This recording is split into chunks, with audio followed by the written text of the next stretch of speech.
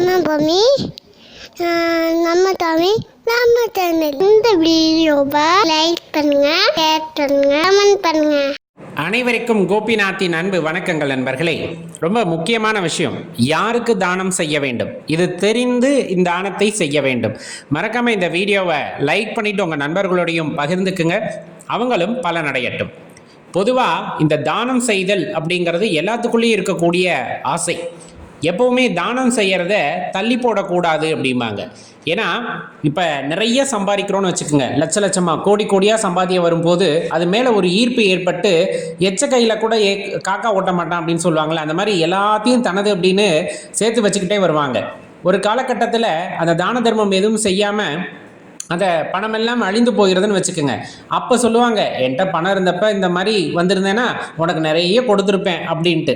அதெல்லாம் சும்மா பேச்சுக்கு. எப்போவுமே தெளிவாக தெரிந்து கொள்ள வேண்டியது, எப்போ நம்ம கையில் இருக்கோ அப்போ நம்ம தானம் செய்து பழக வேண்டும். குறைவாக இருந்தாலும் அதில் ஒரு பங்கெடுத்து தானம் செய்து பழகணும் அப்படின்னா கண்டிப்பாக அது நமது வாழ்க்கையை மாற்றும். சரி, யாருக்கு தானம் செய்யணும்? 2 விஷயத்தை மனசில் ஞாபகம் வச்சுக்கோங்க.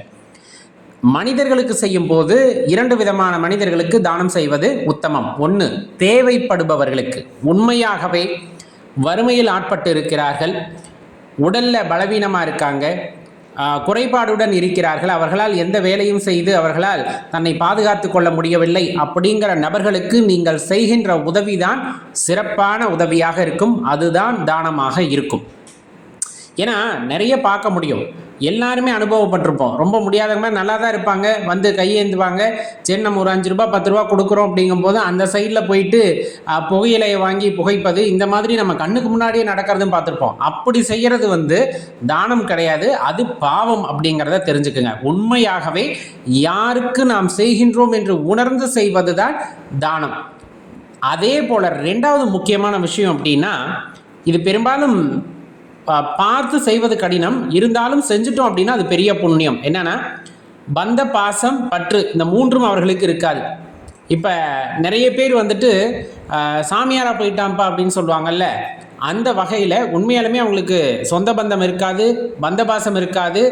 இது எல்லாத்தையும் விட்டொழித்து ஆன்மீக பாதையிலே துறவரம் மேற்கொண்டார் போல அல்லது ஞானிகள் போல எல்லாத்தையும் விட்டுட்டு அவங்க தியானிச்சுட்டு இருப்பாங்க.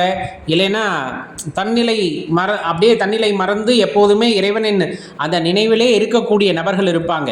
இது ரொம்ப நீங்கள் எல்லா நேரங்களையும் பார்க்க முடியாது. சில நேரங்களில் அவர்கள் உங்கள் கண்ணுக்கு தெரிவார்கள். அவர்களுக்கு நாம் செய்கின்ற உதவி அது தானம் கிடையாது, அவர்களுக்கு நாம் செய்கின்ற கடன் அப்படின்னே சொல்லலாம். அவர்களுக்கு சாப்பாடு கொடுப்பது பெரும்பாலும் சாப்பாடு வாங்கிக்க மாட்டாங்க. நீங்கள் ஏதாச்சும் வாங்கி கொடுத்தா வேண்டாம் அப்படின்ட்டு சைகையிலே சொல்லிடுவாங்க. ஆனால் அதையும் மீறி அதை ஏற்றுக்கொண்டார்கள் அப்படின்னா அதுதான் தானம்.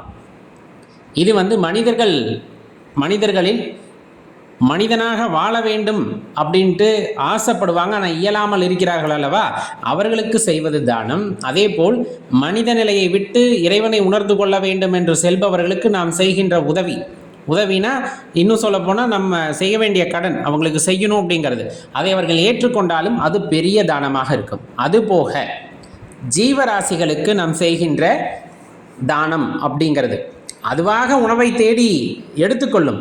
இருந்தாலும் ஒரு சில நேரங்களில் நம்மளால் தொடர்ந்து வைக்க முடியலன்னா கூட அருகாமையில் இருக்க ஜீவராசிகளுக்கு நாம் தானம் செய்வது, உணவை தானமாக செய்ய முடியும். அப்படி செய்தோம்னா அதுவுமே உங்களுக்கு முழுமையான பலனை உண்டாக்கும். இது திருமந்திரத்தில் தெளிவாகவே சொல்லப்படும். யாவருக்குமாம் இறைவர்க்கு ஒரு பச்சிலை, யாவர்க்குமாம் பசுக்கு ஒரு வாயுரை, யாவர்க்குமாம் உண்ணும் போது ஒரு கைப்பிடி, யாவர்க்குமாம் பிறர்க்கு இன்னுரை தானே. இப்போ நம்மளால் முடியுதா? இறைவனுக்கு ஒரு பச்சிலை, சிவபெருமானுக்கு வில்வம், விநாயகருக்கு அருகம்புல், இந்த மாதிரி ஒவ்வொரு இறைவனுக்கு ஒவ்வொரு இலை நம்மளால் முடிஞ்ச அதை பறித்து போடலாம்ல, அதை போடலாம்.